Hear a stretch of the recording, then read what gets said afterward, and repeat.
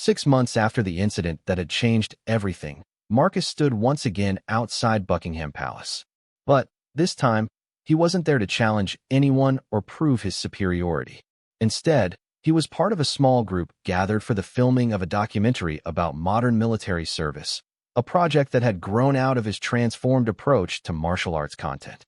The past 6 months had been a period of remarkable growth and change. Marcus's channel, while smaller than it had been at its peak, now attracted viewers who were genuinely interested in martial arts philosophy, military history, and personal development. His subscriber count had stabilized at around 1.8 million, people who appreciated his new focus on learning rather than conquering. The documentary, titled Warriors in Plain Sight, had emerged from Marcus's collaboration with several veterans organizations and military historians. The goal was to help civilians understand the often invisible presence of military veterans in their communities and the diverse paths that service members took after their active duty ended. 5 minutes until we start filming, announced the documentary director, a veteran herself who had served in the RAF before pursuing a career in media. Remember, we're here to honor service, not sensationalize it. Marcus nodded, feeling the weight of responsibility that had become familiar over the past months. His role in the documentary was not as the star, but as a guide, someone whose own journey from arrogance to humility could help viewers understand the deeper lessons about respect and strength that military service could teach. Standing nearby, looking exactly as composed and dignified as he had 6 months earlier, was Guardsman James Morrison. This was the first time Marcus had seen him since that transformative morning, and the sight brought back a flood of emotions. Embarrassment at his past behavior, gratitude for the lesson he had been taught, and deep respect for what the Guard represented. Through the veterans network he had been building, Marcus had learned more about James's background. The military cross he had earned was for an action in Afghanistan, where he had single-handedly held a position against Taliban fighters for 4 hours while wounded comrades were evacuated. The SAS training that had made his defensive technique so effortless was the result of 2 years in one of the world's most elite military units. But what impressed Marcus most was learning about James's life outside his military service. He volunteered with a charity that helped homeless veterans find housing and employment. He coached a youth rugby team in his spare time, teaching discipline and teamwork to teenagers from disadvantaged backgrounds. His request for ceremonial duties had come not from a desire for easier assignment, but from a recognition that he could serve his country in different ways after giving so much in combat zones. For the documentary, James had agreed to participate in a limited way, not discussing operational details or specific combat experiences, but talking about the transition from active duty to ceremonial roles and the importance of continuing service in peacetime. "Mr. Chun," James said, approaching Marcus before filming began. It was the first time they had spoken directly.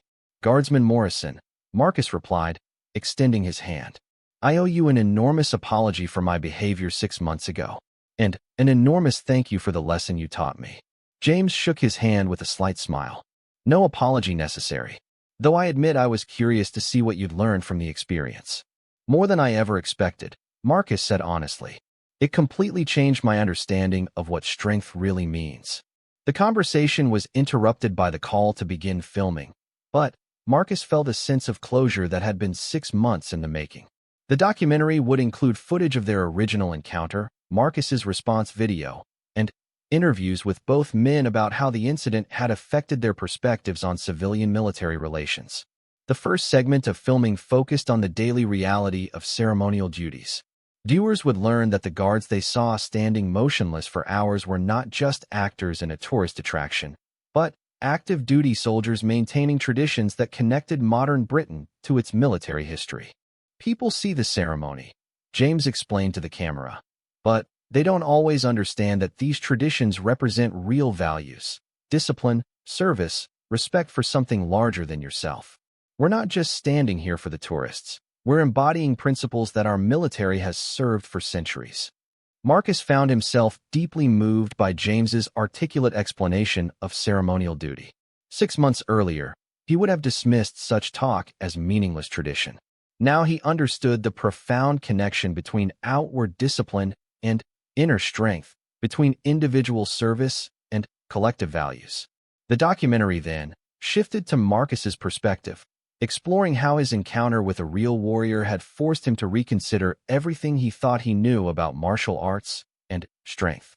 I built my career on the idea that martial arts was about proving your superiority over others, Marcus explained. But when I challenged Guardsman Morrison, I wasn't just attacking a person, I was attacking everything he represented. Military service, discipline, quiet dignity. It was incredibly disrespectful, and I'm grateful that he responded with exactly the amount of force necessary to teach me a lesson without causing real harm. The filming continued throughout the day, capturing conversations between Marcus and various veterans about their experiences transitioning from military to civilian life. Each interview revealed the complexity and diversity of military service, challenging stereotypes and helping civilian audiences understand the people who had served their country. One particularly powerful segment featured Marcus visiting the charity where James volunteered. The organization helped homeless veterans navigate the challenges of finding stable housing and employment after their military service ended. Marcus was struck by the quiet dedication of the volunteers, many of them veterans themselves, who worked to ensure that no one who had served their country was left behind. Service doesn't end when you take off the uniform, explained Margaret, a former Royal Navy officer who now ran the charity. It just takes different forms. Some veterans find meaning in ceremonial duties, others in teaching, others in helping their fellow veterans. The common thread is the commitment to something larger than yourself. Marcus spent the afternoon helping with various volunteer tasks, organizing donated clothing, preparing meal packages, and listening to the stories of veterans who had struggled with the transition to civilian life. It was humbling work that required no special skills, just willingness to serve others without seeking recognition or glory. As the day progressed, Marcus realized that this was what had been missing from his previous understanding of martial arts. He had focused so intensely on individual achievement and personal glory that he had completely missed the deeper purpose of warrior traditions, the cultivation of character and the commitment to serving others. The final segment of filming took place back at Buckingham Palace, where Marcus and James had a recorded conversation about respect, service, and the lessons that their encounter had taught both of them. "What struck me about our original encounter," James said, "wasn't your fighting technique or your confidence. It was how completely you had misunderstood what you were looking at. You saw ceremony where there was substance, weakness where there was strength." Marcus nodded. "I was so focused on what I expected to see that I couldn't recognize what was actually in front of me. It's made me much more careful about my assumptions, much more willing to approach new situations with genuine curiosity rather than preconceived notions." "And how has that changed your approach to martial arts?" "Completely. I still train hard, still teach technique, but now it's all grounded in a deeper understanding of why martial arts exists. It's not about proving your superiority. It's about developing the kind of character that allows you to protect and serve others." James smiled. "That sounds like a warrior's perspective rather than a fighter's perspective." "That's exactly what it is. And it's taken me 6 months of learning from people like you to understand the difference." As filming wrapped up, Marcus reflected on how much his life had changed since that morning 6 months earlier. His YouTube channel, while different in focus, was more fulfilling than it had ever been. He was building genuine relationships with viewers who shared his interest in personal growth and understanding. Most importantly, he was contributing to conversations about respect, service, and the values that held society together. The documentary would air in 3 months, but Marcus's real work was just beginning. He had commitments to speak at military academies about civilian-military relations, plans to visit training facilities around the world to understand different approaches to developing warrior mentality, and ongoing projects with veterans organizations. "You know," Marcus said to Jake as they packed up their equipment, "6 months ago, I thought my career was over when that video of me getting taken down went viral. Now I realize it was actually just beginning." "Because you learned to be humble?" "Because I learned what real strength looks like," Marcus replied. "And, more importantly, I learned that the strongest people are often the ones who have nothing left to prove to anyone." As they walked away from Buckingham Palace for what Marcus thought might be the last time as visitors, he caught sight of James Morrison returning to his post. The guard's posture was perfect, his expression composed, his bearing dignified. To tourists, he was simply part of the pageantry. But Marcus now understood that he was looking at something far more significant. A man who had served his country with distinction in combat, who continued to serve through ceremonial duty, and who found meaning in maintaining traditions that connected the present to the past. The evening London light cast long shadows across the palace courtyard, and Marcus was struck by the continuity of it all. Guards had stood at these posts for centuries, each one representing the same values of service and dedication, regardless of their individual backgrounds or experiences. It was a tradition that would continue long after Marcus's YouTube channel was forgotten, long after the current social media platforms had been replaced by whatever came next.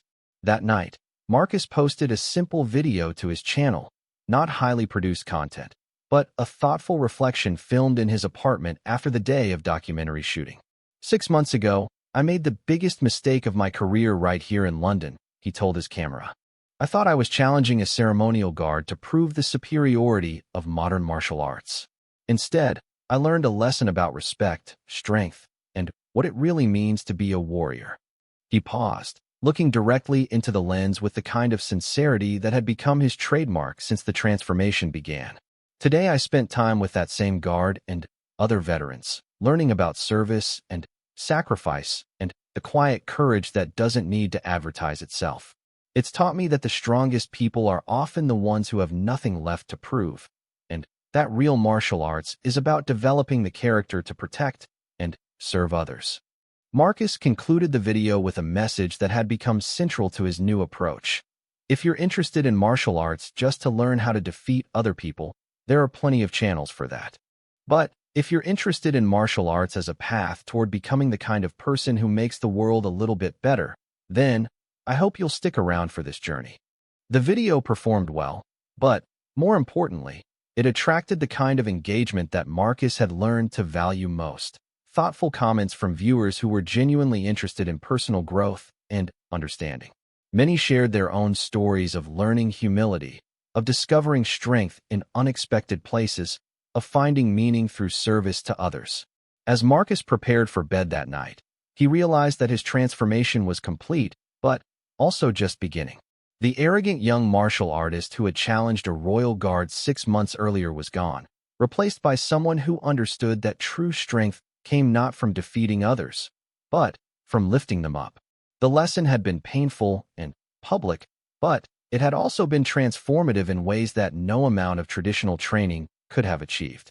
Sometimes the most important victories were the ones that looked like defeats, and sometimes the strongest people were the ones who had learned when not to fight at all. Outside his window, London continued its ancient rhythms, and somewhere in the city, guards continued their vigilant watch, embodying values that connected the present moment to centuries of service and sacrifice. It was a reminder that individual stories of growth and change were part of something much larger, something that would continue long after any of them were gone. Marcus fell asleep that night with a sense of peace that he had never known during his years of competitive success. He had found his place in a tradition much older and more meaningful than social media fame. And he was finally ready to serve something larger than himself. 3 weeks had passed since the incident at Buckingham Palace, and Marcus's life had undergone a transformation he could never have anticipated. His response video had indeed caused a significant shift in his audience. He lost nearly 200,000 subscribers in the first week, but the ones who remained seemed more engaged than ever before. More importantly, he was attracting a different type of follower, people genuinely interested in martial arts philosophy and personal growth rather than just flashy combat demonstrations. The real change, however, was happening behind the scenes. Marcus had thrown himself into research with the same intensity he once devoted to training for competitions. His apartment was now filled with books about military history, combat psychology, and traditional martial arts that he had previously dismissed as outdated.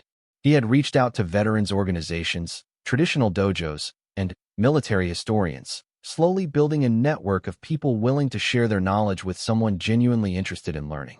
On this particular morning, Marcus stood outside the gates of the Royal Military Academy Sandhurst, nervous in a way he hadn't felt since his first amateur fighting competition.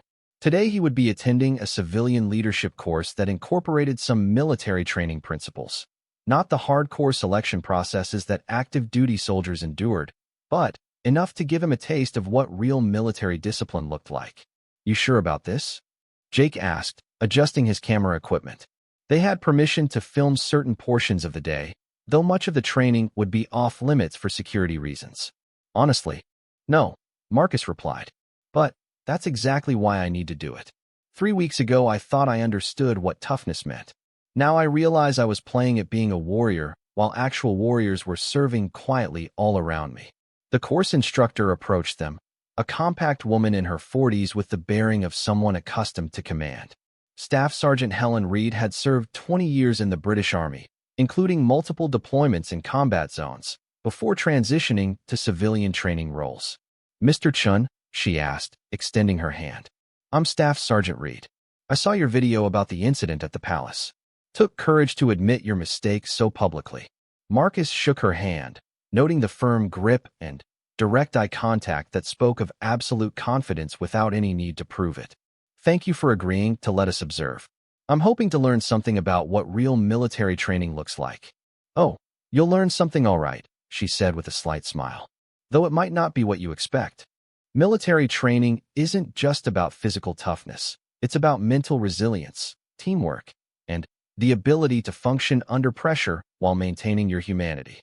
The course participants were an interesting mix: business executives looking to develop leadership skills, young people considering military careers, and a few others like Marcus who were seeking to understand something deeper about discipline and service. About 20 people in total, ranging in age from 18 to 50. Right then, Staff Sergeant Reed announced to the assembled group, "Welcome to Leadership Under Pressure. For the next 8 hours, you're going to experience a small taste of what military training involves. Not the full intensity. We're not trying to break anyone, but enough to challenge your assumptions about yourselves." She gestured toward a series of obstacle courses and training areas spread across several acres of carefully maintained grounds. "Today isn't about proving how tough you are. It's about learning how to think clearly when you're tired, scared, or overwhelmed. How to support your team when you're struggling yourself. How to maintain your values when everything around you is chaos." Marcus felt a flutter of anxiety mixed with excitement. This was completely outside his comfort zone. No familiar techniques to fall back on. No predictable opponents. No rules he had spent years mastering. The first exercise was deceptively simple. A basic obstacle course that required participants to work in pairs, with one person navigating the obstacles while blindfolded, guided only by their partner's voice. Marcus was paired with Sarah, a 25-year-old business analyst who was considering joining the Army Reserves. "This seems easy enough," Marcus said as they surveyed the course. "I've done obstacle training before." "Have you done it blindfolded?" Sarah asked. "Because that changes everything." She was right. When Marcus put on the blindfold for his first run through the course, his carefully developed physical confidence evaporated instantly. Every step was uncertain, every obstacle a potential disaster. Without his vision, all his martial arts training felt useless. "Step up about 6 inches, Sarah's voice guided him. "There's a log you need to step over." "Good. Now duck down. There's a rope about head height." Marcus found himself completely dependent on someone he had met 5 minutes earlier. The experience was humbling in a way that losing a sparring match had never been. This wasn't about superior technique or physical conditioning. It was about trust, communication, and the willingness to be vulnerable. "Rope wall coming up," Sarah warned. "You'll need to climb about 8 feet. I can't help you physically, but I can guide you to the handholds." As Marcus struggled up the rope wall, his hands searching blindly for the next grip, he began to understand something fundamental about military training. This wasn't about individual prowess. It was about learning to function as part of a team, to depend on others, and be dependable in return. Jake was capturing everything, though he had to stay well back from the actual exercises. The footage would be unlike anything Marcus had ever produced. No flashy techniques, no dominating performances, just honest struggle and gradual learning. When Marcus finally completed the course and removed his blindfold, he was breathing hard and covered in dirt. But more than that, He was profoundly grateful to Sarah for her patient guidance through the challenges. How did that feel? Staff Sergeant Reed asked as the group gathered for debriefing. Terrifying, Marcus admitted honestly, and completely different from any training I've done before. I realized how much I depend on visual cues, how much my fighting style is based on seeing my opponent's movements. And what about working with a partner? Marcus looked at Sarah. Essential. I couldn't have done it alone, not even close. Sarah literally guided me through every step. That's the point, Staff Sergeant Reed explained. Individual skill matters, but in real military operations, success depends on the ability to function as part of a team. The strongest soldier in the world is useless if they can't communicate with their unit or follow orders from their commander. The next exercise involved problem-solving under pressure. Teams were given complex scenarios to resolve while dealing with artificial time pressure, loud noise, and physical discomfort. Marcus's team had to figure out how to transport a wounded teammate across difficult terrain using only basic materials, all while sirens blared and instructors shouted conflicting information designed to create confusion. "This is impossible," complained David, a corporate executive who was struggling with the time pressure. "We don't have enough information to make good decisions." "That's exactly the point," replied James, an Army veteran who was taking the course as a refresher. "In combat, you never have complete information. You have to make the best decisions you can with what you know, then adapt when the situation changes." Marcus found himself falling into a support role, using his physical strength to help carry equipment while others focused on navigation and problem-solving. It was a revelation. For years, he had been accustomed to being the center of attention, the one demonstrating superior skills. Here, his role was simply to contribute whatever he could to the team's success. "Chun," Staff Sergeant Reed called out during one of the exercises, "you're being too deferential. You have skills and opinions, use them." Leadership isn't about dominating others, but it's also not about disappearing into the background. The comment stung because it was accurate. In his effort to be humble and respectful, Marcus had overcorrected, becoming passive rather than genuinely collaborative. Finding the balance between arrogance and self-effacement was more difficult than mastering any fighting technique. During the lunch break, Marcus sat with several of the other participants, listening to their perspectives on the morning's activities. James, the Army veteran, was particularly insightful about the differences between civilian and military approaches to challenge. In civilian martial arts, James observed, "You're usually trying to defeat an opponent, right? Prove that your technique is superior, that you're the better fighter." "That's been my approach," Marcus agreed, "though I'm starting to question it. Military training is different. The enemy isn't your fellow soldier. It's the mission failure, the breakdown of discipline, the loss of team cohesion. Your teammates aren't opponents to defeat. They're the only thing standing between you and complete failure." Sarah nodded. "That's what I'm finding hardest to adjust to. In business, I'm used to competing with colleagues, trying to outperform them for promotions and recognition. This requires a completely different mindset. It's why we emphasize values so much in military training," James continued. "When you're exhausted and scared and everything is going wrong, your skills might fail you, your equipment might break, but your values are what keep you going. They're what help you make good decisions when there's no time to think." Marcus realized that this was what had been missing from his martial arts training. He had focused so intensely on technique and physical conditioning that he had neglected the mental and moral development that actually sustained people through real challenges. The afternoon brought more complex exercises designed to test leadership under stress. Groups were rotated through different scenarios, with each person taking turns as team leader while facing increasingly difficult problems.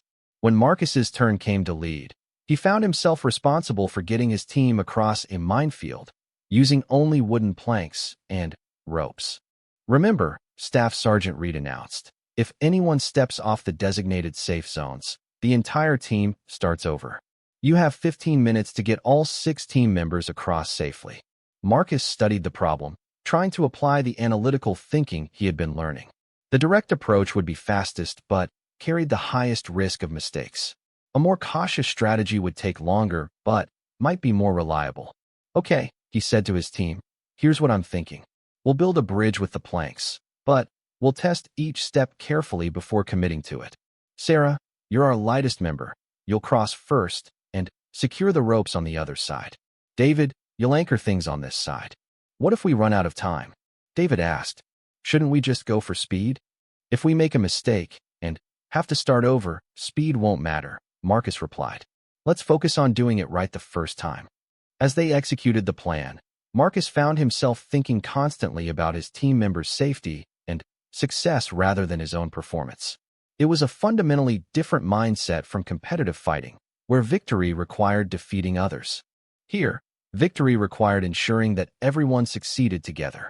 They completed the crossing with 2 minutes to spare, all 6 team members safely across the minefield. The sense of satisfaction Marcus felt was different from any tournament victory, deeper and more meaningful because it was shared. Good leadership, Chun, Staff Sergeant Reed observed. You prioritize the mission and your team over looking impressive. That's the foundation of military leadership. During the final debrief of the day, participants shared their observations about what they had learned. Marcus listened to stories from business leaders who had discovered new perspectives on teamwork, young people who had gained insight into military careers, and veterans who had found new ways to articulate their experiences. When his turn came, Marcus struggled to find words for everything he was processing. I came here thinking I wanted to understand military training so I could improve my martial arts content, he began. But I'm realizing that what I really needed to learn was about service, about using your abilities to help others succeed rather than just proving your own superiority. He looked around at his teammates from the day's exercises. In my previous videos, I was always the star, always the one demonstrating superior technique. But today I learned more by helping Sarah navigate the obstacle course than I ever learned by defeating an opponent. Staff Sergeant Reed nodded approvingly. That's the difference between warrior culture and fighter culture. Fighters prove their worth by defeating others. Warriors prove their worth by protecting others. After the formal program ended, Marcus approached Staff Sergeant Reed privately. Would it be possible to arrange follow-up interviews with some veterans? I'd like to explore these themes more deeply in my content. I can put you in touch with some people, she agreed. But understand that most veterans aren't interested in being props for YouTube videos. If you want to tell their stories, you need to approach it with genuine respect for their experiences. I understand. After the mistake I made at Buckingham Palace, I'm very aware of the difference between honoring service and exploiting it for content.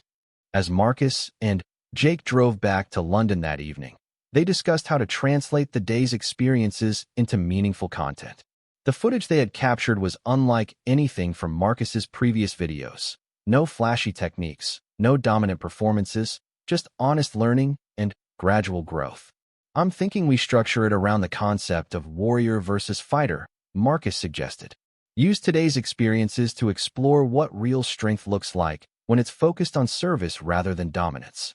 That could be powerful, Jake agreed, especially if we can get some of those veteran interviews to provide deeper context.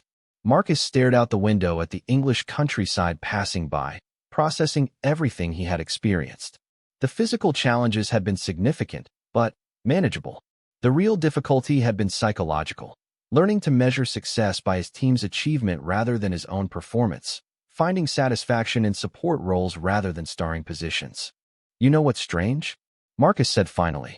I spent years building a brand around being unbeatable, always winning, always proving my superiority. But today, when I focused on helping my team succeed instead of making myself look good, I felt more accomplished than I have in years. Maybe that's what growing up looks like, Jake suggested, realizing that the most important victories are the ones where everyone wins. Marcus nodded, already planning the content that would emerge from this experience. It would be different from his previous work, less flashy, more thoughtful, focused on growth rather than conquest. Some of his audience might not understand the change, but he was beginning to realize that building a meaningful career meant more than just accumulating subscribers and views. The encounter at Buckingham Palace had shattered his old understanding of strength and respect. The day at Sandhurst was helping him build something new in its place, a deeper appreciation for service, teamwork, and the kind of quiet courage that didn't need to advertise itself. As they approached London, Marcus realized that his martial arts journey was just beginning. Everything he had learned before had been preparation for this more important lesson about what it truly meant to be a warrior in the modern world. The walk back to Buckingham Palace felt completely different from their morning approach. Marcus's swagger was gone, replaced by a thoughtful quietness that Jake had never seen from him before. The crowds seemed the same. Tourists snapping photos, children pointing excitedly at the guards, tour groups following guides with raised umbrellas. But Marcus was seeing everything with new eyes. "I want to film a response video," Marcus said as they approached the palace gates. "Right here, where it happened. But this time, I want to tell the truth about what I learned." Jake set up his equipment while Marcus gathered his thoughts. Several tourists recognized him from the earlier incident, some pointing and whispering, others openly filming with their phones in hopes of capturing whatever drama might unfold next. Marcus ignored them all, focused on finding the right words for what might be the most important video of his career. "Rolling," Jake said, giving him the signal. Marcus looked directly into the camera, his expression serious and humble in a way his audience had rarely seen. "This morning, I made a video right here at Buckingham Palace that I thought would showcase the superiority of modern mixed martial arts over traditional ceremonial training. I was wrong. Completely, embarrassingly wrong." He paused, gathering courage to continue. "I challenged a royal guard to what I thought would be an easy demonstration of my skills. Instead, I learned something that every martial artist should understand. Real strength doesn't advertise itself." In the background, James Morrison continued his guard duty, as motionless and dignified as ever. Tourists continued to gather and take photos, unaware of the drama that had unfolded that morning or the deeper story behind the man in the red tunic. "The guard I challenged, Guardsman Morrison, isn't just someone who looks good in a uniform. I've since learned that he's a decorated combat veteran with multiple tours in Afghanistan and Iraq. He's been trained by some of the most elite military units in the world. When I attacked him, I wasn't challenging a ceremonial figure. I was attacking a man who has put his life on the line for his country." Marcus felt the weight of his words, the difficulty of publicly admitting such a fundamental error in judgment. His brand was built on confidence and success, on being the guy who could back up his bold claims.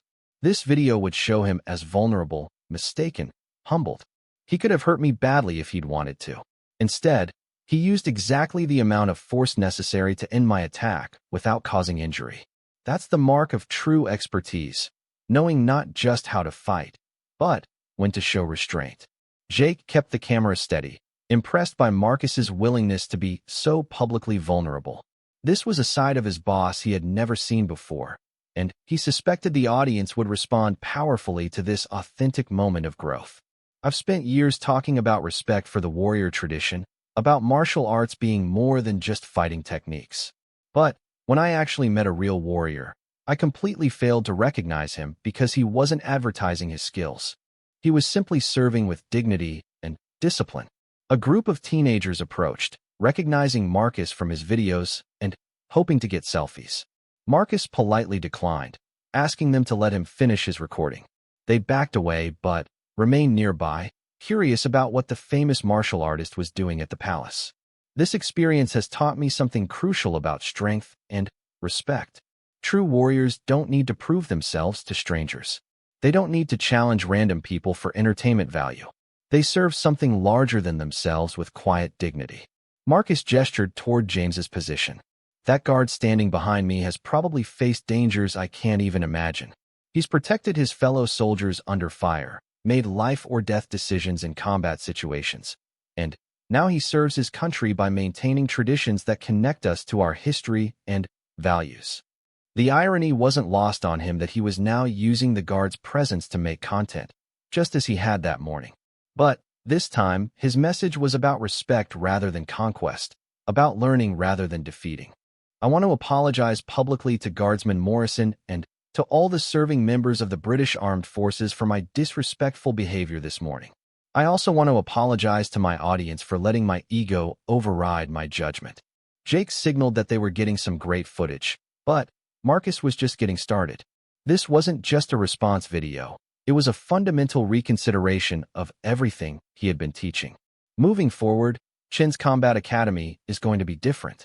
We're still going to train hard, still going to learn and teach fighting techniques, but we're going to approach it with the respect and humility that true martial arts demands.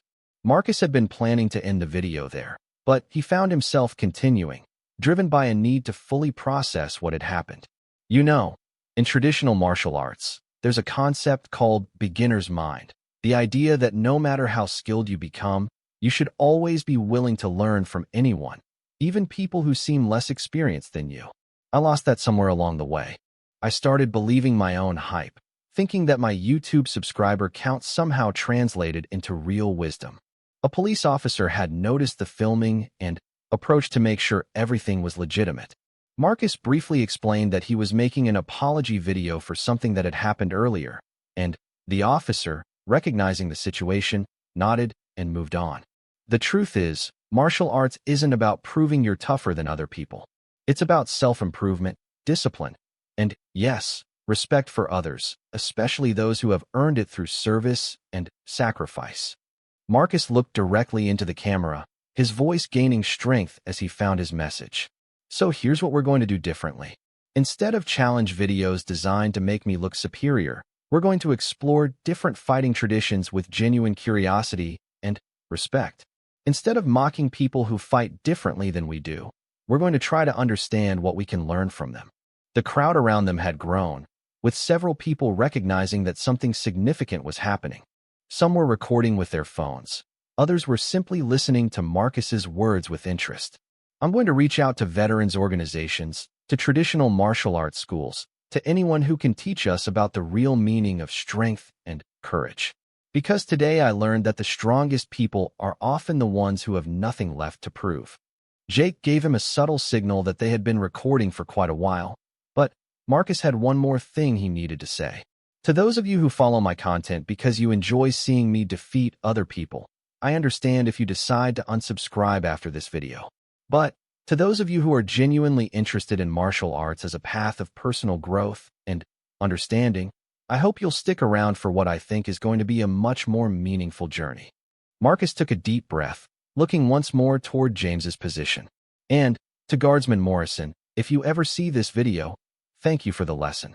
You showed me what real strength looks like, and you did it with the kind of grace and control that I can only hope to develop someday. Cut, Jake said, lowering the camera. That was incredible, Marcus. Really powerful stuff. Marcus nodded, feeling emotionally drained, but somehow cleaner than he had in months. The video would probably cause a significant dip in his subscriber numbers, might even hurt his sponsorship deals, but it felt right in a way that none of his challenge videos ever had. You think the audience will respond well? Marcus asked. Some will, some won't. Jake replied honestly. But I think the ones who really matter, the ones who are genuinely interested in martial arts and personal growth, they're going to love this. It's authentic in a way that's really rare on YouTube. As they packed up their equipment, Marcus noticed that several tourists had been listening to his impromptu speech. An elderly man approached with his wife, both of them smiling warmly. Excuse me, son, the man said in a thick Yorkshire accent. I served in the army myself, back in the Falklands. What you just said there, that took real courage. More courage than any physical challenge, I'd say. His wife nodded in agreement. Our grandson follows your videos. He's going to be very proud to see this one. Marcus felt a warmth in his chest that was completely different from the adrenaline rush of his usual content. Thank you. That means a lot coming from someone who served. Other tourists began approaching with similar comments. A young woman mentioned that her brother was deployed overseas and would appreciate Marcus's message about respecting military service. A father said he was glad his teenage son would see that even confident people could learn from their mistakes. You know, Marcus said to Jake as they walked away from the palace, I spent so much time trying to build a brand around being unbeatable that I forgot the most important lesson of martial arts. You learn more from losing than you ever do from winning. So what's the plan now? Jake asked. How do we translate this into actual content going forward? Marcus considered the question. First, I want to research military combat training, understand what real fighters go through. Maybe we can interview some veterans, learn about different types of combat that don't get showcased in competitions. He was already envisioning a completely different type of content. Deeper, more respectful, focused on understanding rather than conquering. I also want to reach out to traditional martial arts schools that I might have dismissed before. Aikido, traditional jiu-jitsu, even things like Tai Chi that I used to think were too soft. If today taught me anything, it's that effectiveness comes in forms I haven't been considering. Jake was taking notes, excited about the creative possibilities. We could do a whole series about hidden martial arts, techniques, and traditions that don't get attention in modern fighting but have deep roots and practical applications. Exactly. And not just the techniques, the philosophy behind them, the history, the way they connect to broader concepts about strength and character. As they reached the tube station, Marcus's phone was buzzing constantly with notifications. The response video had already been uploaded automatically to his channel, and comments were pouring in. He scrolled through them quickly, seeing a mixed but surprisingly positive reaction. "Look at this," he said, showing Jake some of the comments. "Finally, a martial arts YouTuber who admits when he's wrong. This is why I subscribed in the first place, for real martial arts wisdom, not just ego trips. Mad respect for owning your mistake and learning from it." Of course, there were negative comments too. Some followers felt betrayed by his admission of error, others mocked him for being soft or making excuses. But the positive responses seemed to be outweighing the negative ones, and more importantly, they felt more substantive, more thoughtful. "You know what surprises me most?" Marcus said as they descended into the underground station. "How good this feels. I was dreading the aftermath of this morning, thinking my career was over. But owning up to the mistake and learning from it feels better than any victory video I've ever made." Jake nodded. "It's like you said in the video, real strength doesn't come from proving you're better than other people. It comes from being willing to grow and change when you learn something new." The train arrived, and as they found seats among the typical mix of London commuters, Marcus found himself thinking about the path ahead. His channel would be different now, his brand transformed from cocky challenger to humble student. It was scary and uncertain, but also exciting in a way that his previous success had never been. "I keep thinking about what Colonel Hartwell said," Marcus reflected, about Morrison choosing ceremonial duties after his combat service, finding meaning in discipline and tradition rather than constant conflict. What about it? Maybe that's what maturity looks like in martial arts. Reaching a point where you don't need to prove anything anymore, where you can find satisfaction in precision and dedication rather than domination. The train moved through the darkness between stations, carrying them toward whatever came next. Marcus felt like he was moving through his own darkness, leaving behind a version of himself that he had outgrown without realizing it. "Tomorrow, I want to start researching military training programs," Marcus said. "Not to copy their techniques, but to understand their approach to building real strength and resilience. If we're going to teach people about martial arts, we should understand what actual warriors go through." Jake was already making mental notes about filming possibilities. We could visit training facilities, interview instructors, maybe even participate in some civilian programs that use military-style training. But, respectfully, Marcus emphasized, always with the understanding that we're students, not experts challenging the system. As the train approached their stop, Marcus realized that this day had fundamentally changed not just his content strategy, but his entire approach to life. The humiliation at Buckingham Palace had been painful, but it had also been necessary. A wake-up call that forced him to reconsider everything he thought he knew about strength, respect, and what it really meant to be a martial artist. "You know what the best part is?" Marcus said as they stood to exit the train. "What's that?" "For the first time in years, I'm actually excited to learn something new instead of just proving what I already know." Marcus remained on the ground for what felt like an eternity, but was probably only 30 seconds, his mind racing to process what had just occurred. His entire worldview had been shattered in a single moment. Everything he thought he knew about combat, about traditional versus modern techniques, about his own abilities, lay in pieces around him like the dignity he had lost when he hit the palace courtyard. The crowd's reaction was a mixture of nervous laughter, excited chatter, and the constant clicking of camera phones. Marcus could hear fragments of conversation in multiple languages as tourists tried to explain to each other what they had witnessed. Some were already walking away, having gotten their entertainment, while others lingered to see if there would be more drama. "Did you see that?" an elderly British man was saying to his wife. "Bloody marvelous. That young fool didn't know what hit him." "Is that some kind of martial arts move?" asked a teenage girl who had been live-streaming the entire encounter to her followers. "That guard didn't even move," observed an American tourist with obvious admiration. "Well, he did move, but it was like, I don't even know how to describe it." Jake finally reached Marcus and extended his hand to help him up, the camera still rolling. "Are you okay, man? That looked pretty intense." Marcus accepted the help, but avoided eye contact with his camera operator. The humiliation was crushing, made worse by the fact that it was all being recorded. His brand was built on confidence and superiority, on being the guy who could back up his talk with action. Now millions of people would see him flat on his back, defeated by someone he had publicly mocked as ceremonial. "Turn off the camera," Marcus muttered as he dusted off his black athletic wear. "But this is incredible content," Jake whispered back. "The audience is going to love seeing you get back up. Maybe challenge him again. Show your resilience." "I said turn it off," Marcus snapped, loud enough that several nearby tourists turned to look. The outburst only added to his embarrassment, confirming to everyone watching that his earlier confidence had been completely shattered. James Morrison remained in his position of attention, as if nothing had happened at all. His eyes continued to stare straight ahead, his posture perfect, his breathing even and controlled. The only indication that he had just executed a flawless defensive maneuver was a slight adjustment to ensure his uniform remained properly aligned. But, internally, James was processing the encounter with the analytical mind of a combat veteran. The young martial artist had telegraphed his attack clearly, used a technique that prioritized flash over effectiveness, and had no backup plan when his initial assault failed. It was the kind of overconfident approach that got people killed in real combat situations.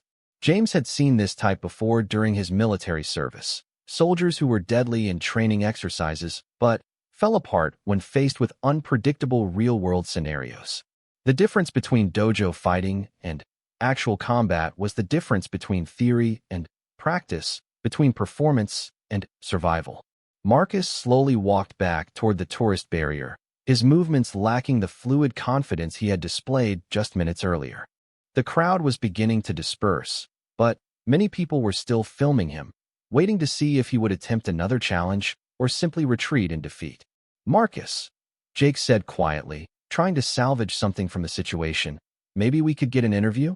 You could talk about what you learned from the experience. Show your followers that even the best fighters can learn from unexpected encounters."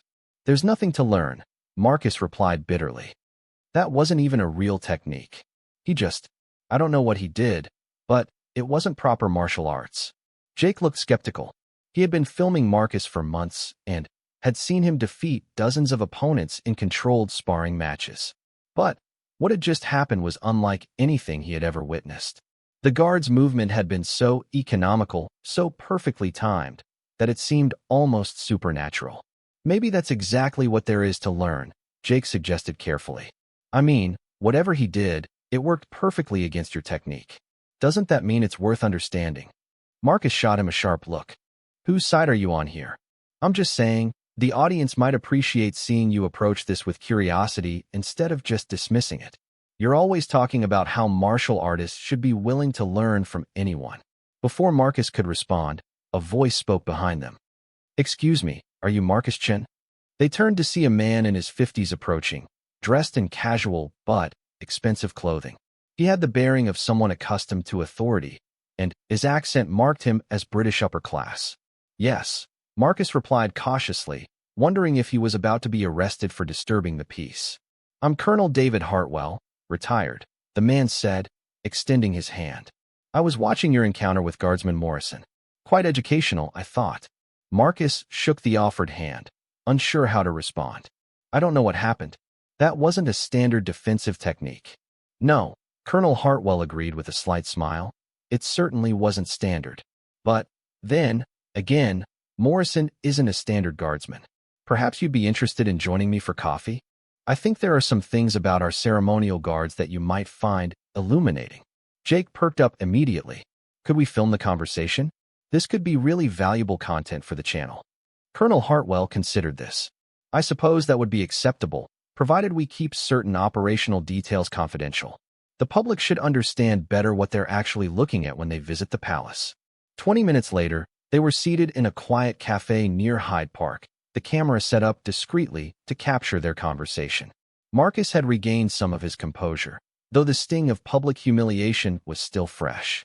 He was hoping that whatever this retired colonel had to say would help him salvage something from the morning's disaster. "Tell me about your martial arts background," Colonel Hartwell began, stirring sugar into his tea.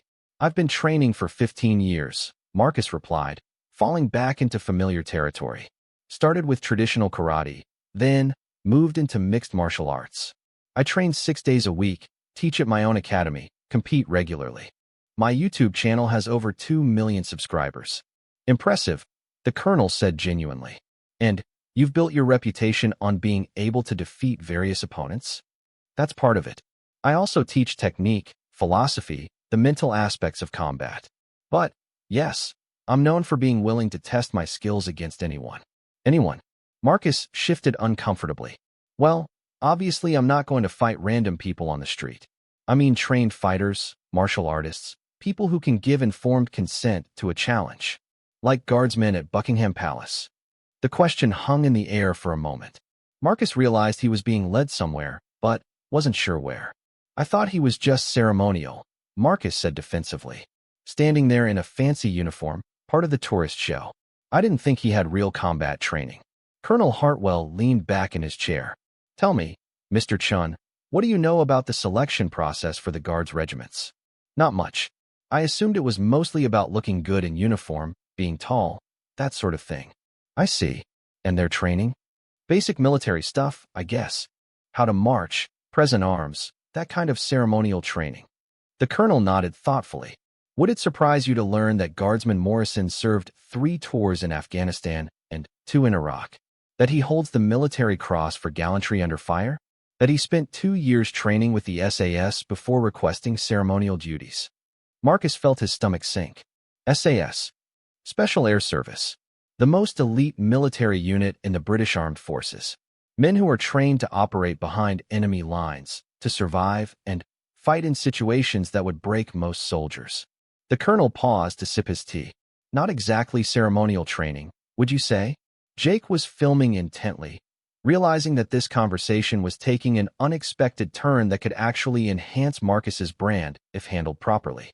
But why would someone with that background want to stand guard at a palace? Marcus asked, genuinely confused. "That's an excellent question," Colonel Hartwell replied. "And it gets to the heart of something that many civilians don't understand about military service. After years of combat, many soldiers find deep meaning in ceremonial duties. Standing guard isn't about decoration.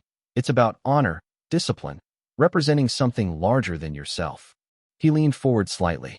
Morrison requested ceremonial posting after his last deployment. He'd seen enough combat to last several lifetimes. The guard duty gives him a chance to serve his country in a different way, to find peace in discipline and routine. Marcus was beginning to understand the magnitude of his mistake. "So when I challenged him," "You challenged a man who has survived firefights with Taliban insurgents, who has been trained to kill with his bare hands, who has more combat experience than most people will see in 10 lifetimes." The colonel's voice remained friendly, but there was steel underneath. "And you did it for entertainment value." The words hit Marcus like a physical blow.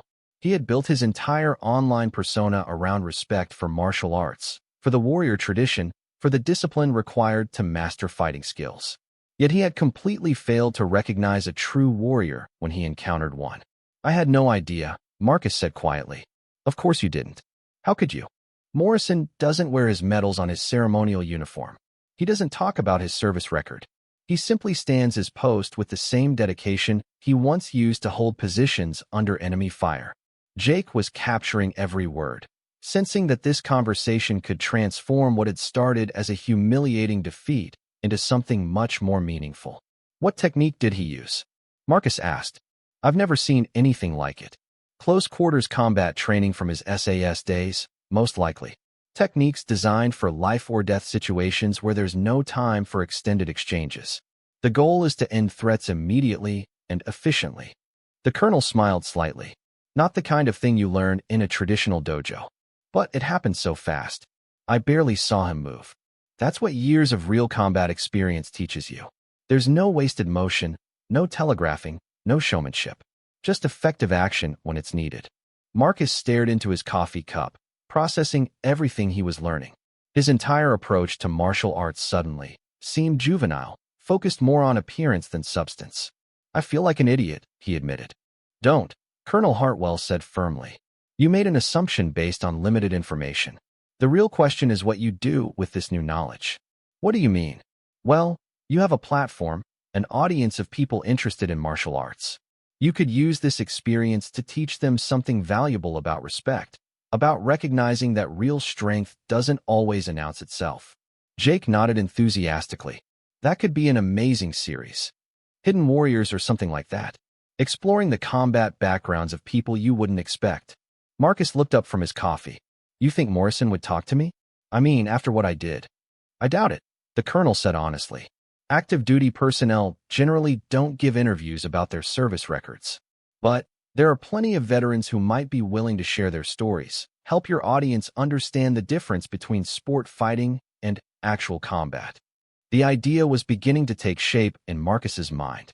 Instead of trying to hide from his humiliation, he could use it as a learning opportunity, a chance to grow and help his audience grow with him.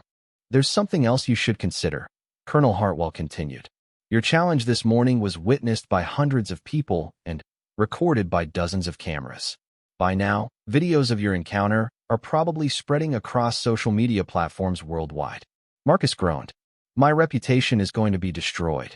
Or transformed, the colonel suggested. How you handle the aftermath of this incident will define you much more than the incident itself.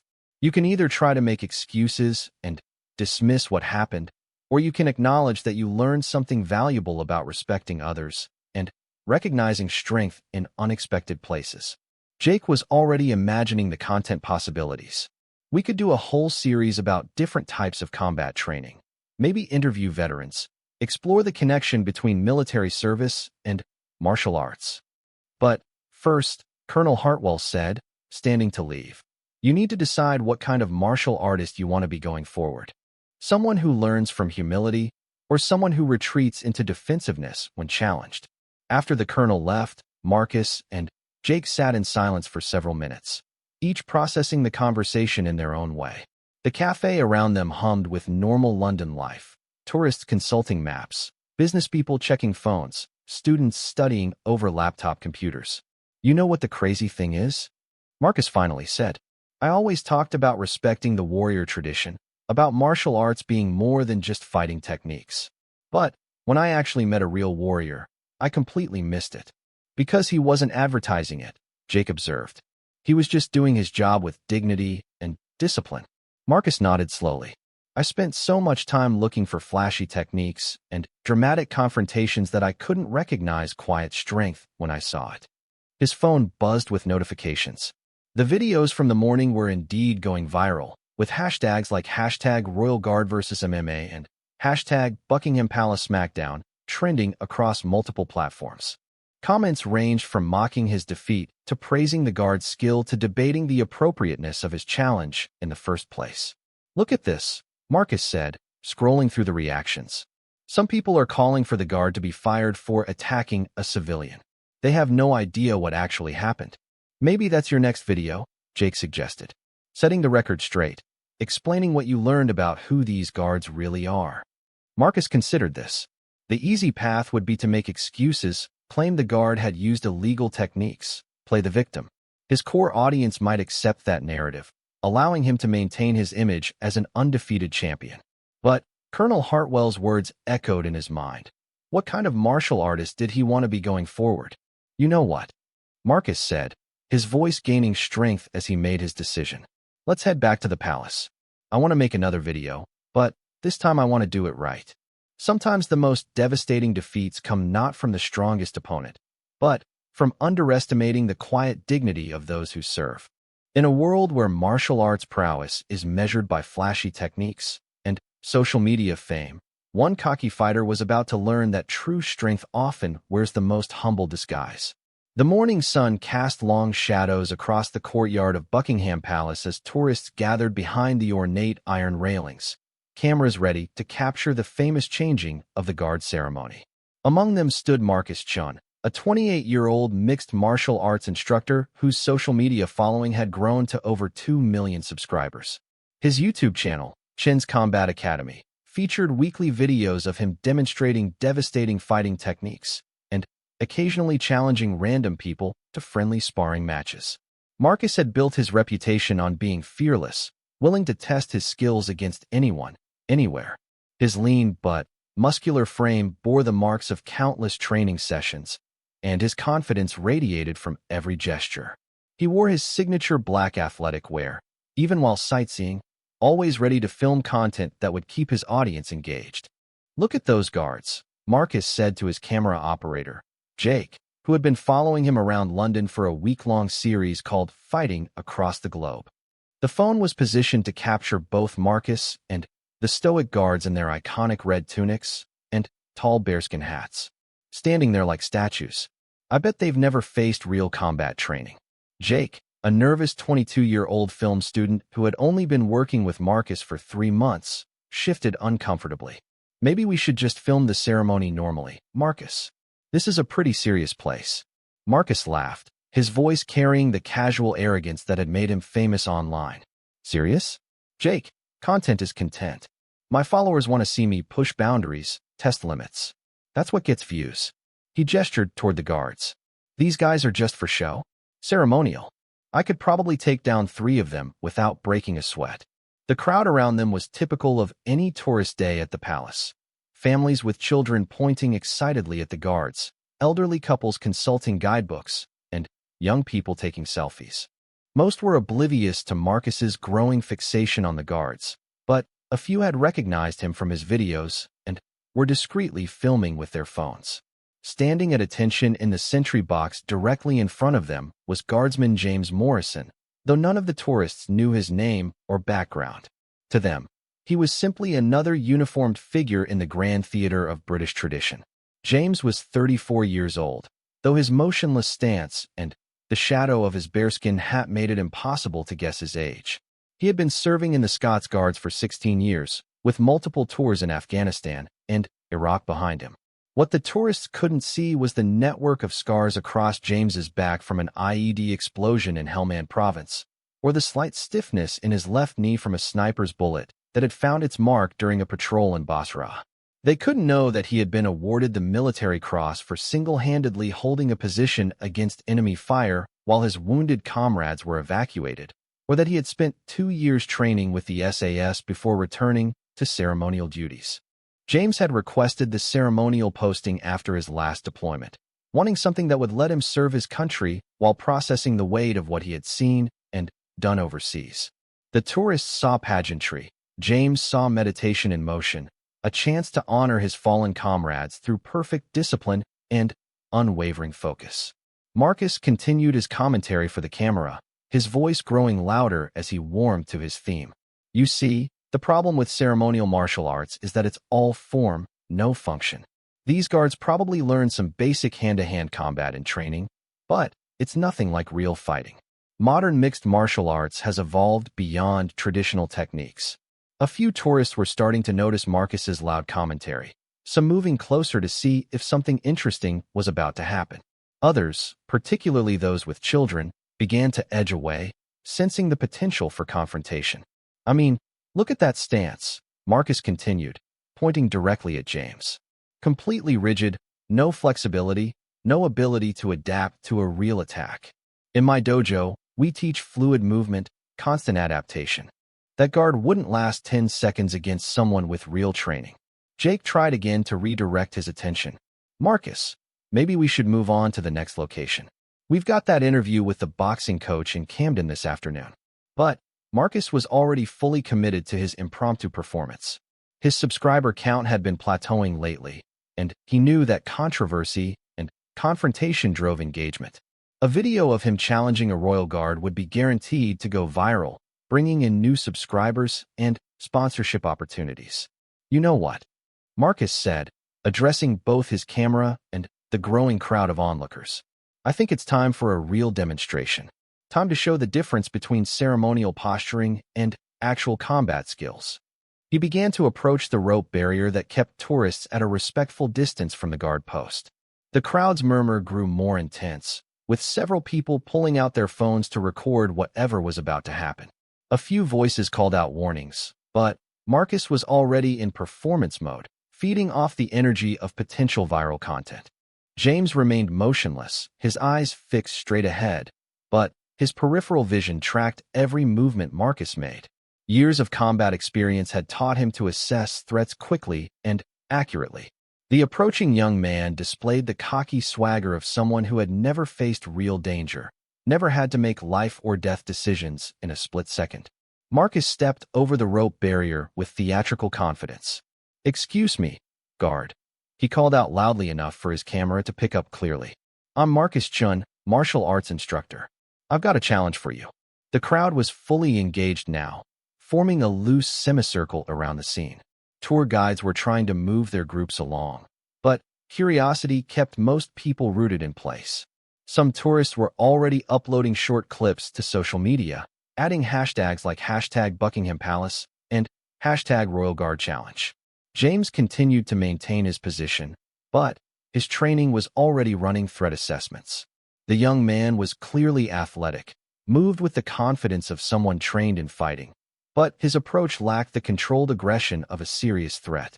This was performance, not violence, but that didn't make the situation any less problematic. "I know you can hear me," Marcus continued, moving closer to James's position. "I'm not trying to be disrespectful. I just want to test skill against skill. You represent traditional British military training. I represent modern mixed martial arts.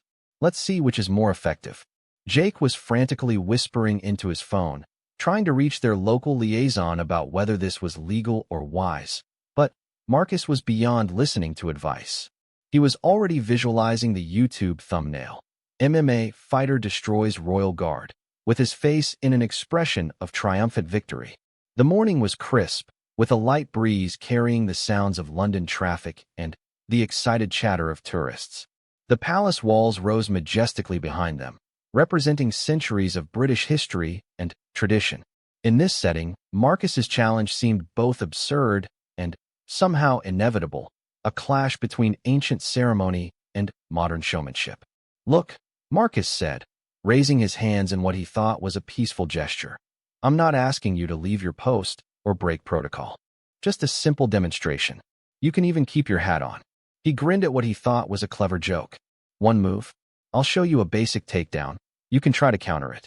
When you can't, we'll both have learned something valuable." The crowd was getting larger, and several people were now live streaming the encounter.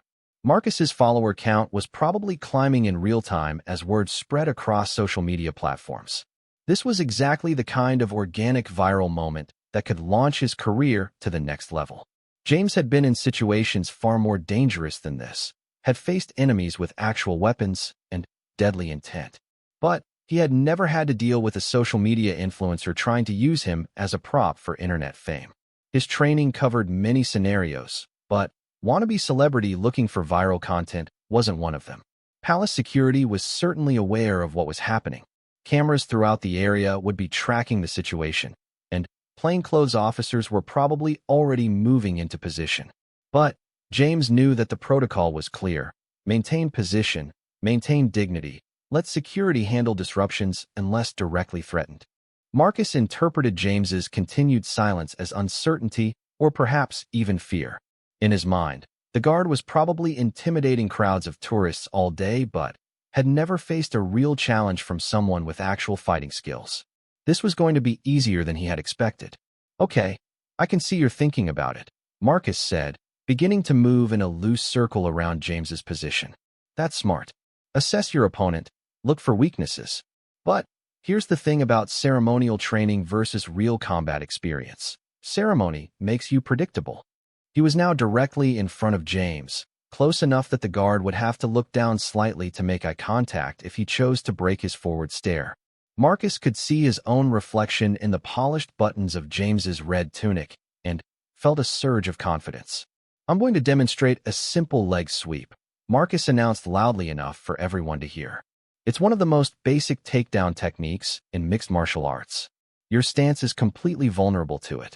When I execute this move, you'll go down, and everyone here will see the difference between real training and parade ground posturing. The crowd's energy was building toward a climax. Some people were shouting encouragement, others were calling for Marcus to leave the guard alone, but everyone was watching intently. Jake had given up trying to talk Marcus out of whatever he was planning and was just making sure he captured everything from the best possible angle. Marcus dropped into a fighting stance, his body loose and ready, hands raised in a standard mixed martial arts guard position. He had executed this exact takedown hundreds of times in his dojo, against training partners who knew it was coming. The technique was simple, effective, and completely unexpected by someone standing at rigid attention. "This is your last chance to defend yourself," Marcus called out, adding what he thought was a sporting element to the challenge. "Or you can step aside and admit that ceremonial training isn't meant for real confrontation." James remained absolutely still, but every muscle in his body was coiled and ready. 16 years of military service had taught him patience, discipline, and the ability to read opponents with deadly accuracy. The young martial artist was telegraphing his intentions with every movement, his flashy technique obvious to anyone with real combat experience. Marcus took a deep breath, smiled at his camera, and launched into his attack. His legs swept low and fast toward James's ankles, a textbook technique executed with the precision of thousands of hours of practice. In his mind, he was already seeing the guard tumbling to the ground, the crowd's amazed reaction, the viral video that would cement his reputation as fearless and unstoppable. What happened next would be discussed and analyzed in martial arts forums for years to come, shared millions of times across social media platforms, and serve as a humbling reminder that true strength often comes wrapped in quiet dignity. The sweep never reached its target. In one fluid motion that seemed to defy the laws of physics and the constraints of his formal uniform, James shifted his weight, caught Marcus's attacking leg with his right hand, and used the martial artist's own momentum to send him spinning through the air. The movement was so fast and economical that most of the crowd missed the actual technique, seeing only Marcus launching into his attack, and then, suddenly, finding himself flat on his back on the palace courtyard. The impact knocked the wind out of Marcus's lungs, and for several seconds he lay there trying to understand what had just happened. His confident grin had been replaced by an expression of complete bewilderment. The crowd erupted in a mixture of gasps, laughter, and scattered applause. James had already returned to his position of attention, his expression unchanged, his uniform barely disturbed. To casual observers, it might have seemed like Marcus had simply tripped over his own feet. Only those watching closely had seen the guard's lightning-fast response, the effortless way he had turned the attacker's energy against him. Jake rushed forward with the camera, unsure whether to help Marcus up or keep filming.